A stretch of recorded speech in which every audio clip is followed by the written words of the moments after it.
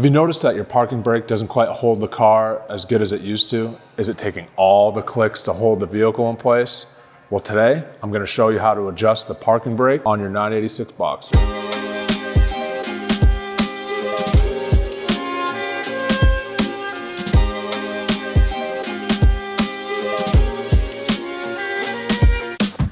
Most, if not all, Porsches have fixed rear calipers. Now that means there's no integrated e-brake mechanism inside the caliper itself. Instead, there's parking brake shoes under the rotor hat that when the lever is pulled, expand, create friction on the inside of the rotor, hold the vehicle and the wheel still. Now, why do we need to adjust the parking brake? It could just be that you replace the actual shoes and hardware themselves during a rear brake job, or just simply age. So over time, the cables that actuate the parking brake shoes do stretch. So what we're trying to achieve in that scenario is just adjust the lever so that it has the same pull and feel as it does on new cables. So you're basically accounting for the age and the wear. There are some limitations. If your parking brake shoes are worn, you're definitely gonna have a hard time getting the car to stay still at all or to work properly. The first part of the process starts inside the car. We're gonna get to the area where the parking brake cable's attached to the lever so we can undo any tension on those before we start adjusting here at the rear wheels. Let's take a look at the tools you'll need for the job. Pretty simple.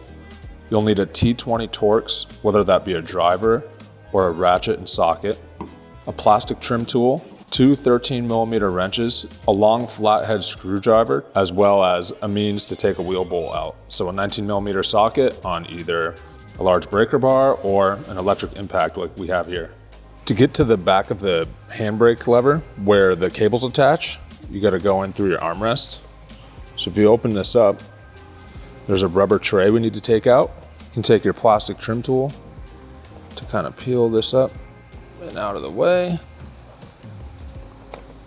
And that reveals this sort of false floor tray covering the components. And that's just held in place with this one T20 fastener. Come in here and undo that. Once that's out, you can just pull up on this panel and pull out.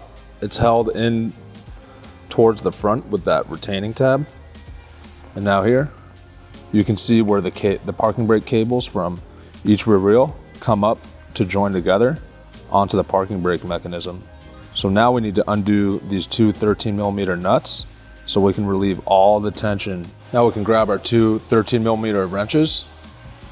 We'll counter hold the one closest to the lever. We can sneak on here, sneak on to the one back here, and turn this outer nut counterclockwise. So now these are unlocked. We'll kind of undo these by hand.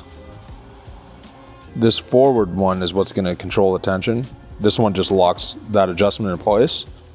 So we'll just back this off just enough so we know there's no tension.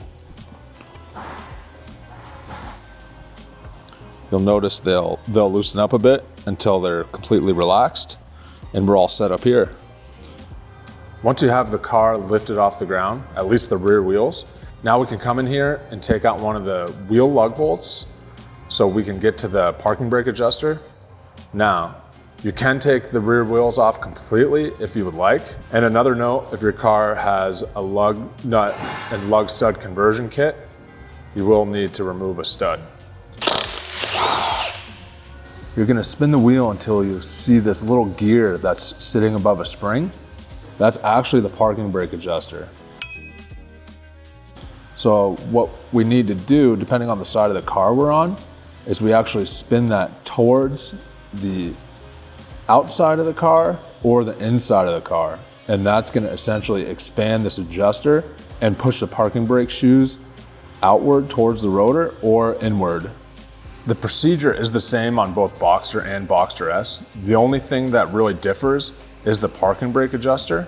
On the base cars, the adjustment is actually finer than the S, which means you need to turn that more notches before you can lock up the wheel, which is what we're going after right now. So essentially we're gonna expand the parking brake shoes until we can no longer turn the wheel by hand. The way the adjuster is sitting across one of the springs that connects the two parking brake shoes, you will feel a notch or a click on each turn. Just keep working. Every couple of clicks, just kind of check the wheel. One thing that can trip you up is the direction this needs to adjust. You might go the wrong way and just be adjusting the shoes in the wrong direction.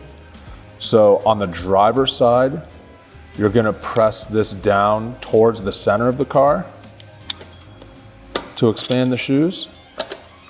And on the passenger side, you're gonna turn in the opposite direction and push up into the center of the car. And as soon as we can no longer turn the wheel by hand, that's when we know we're good. Now you can see the wheel's totally locked because the parking brake shoes are expanded completely.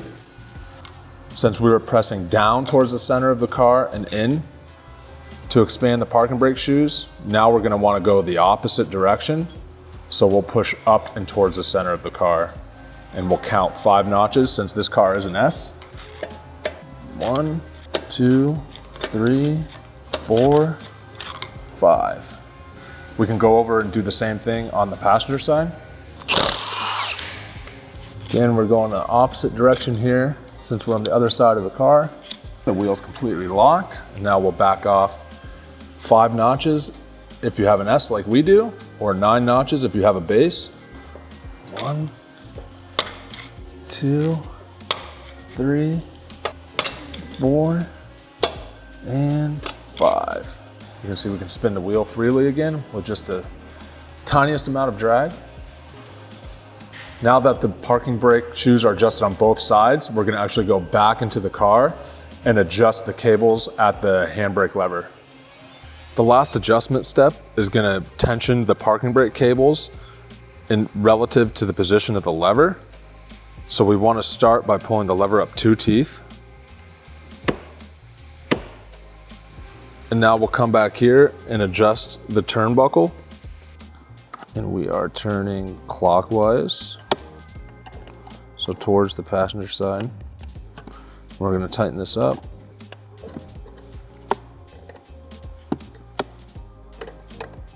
As you're tightening this nut, what's happening is this cam pulley here is getting pulled forward and putting tension on the parking brake cables.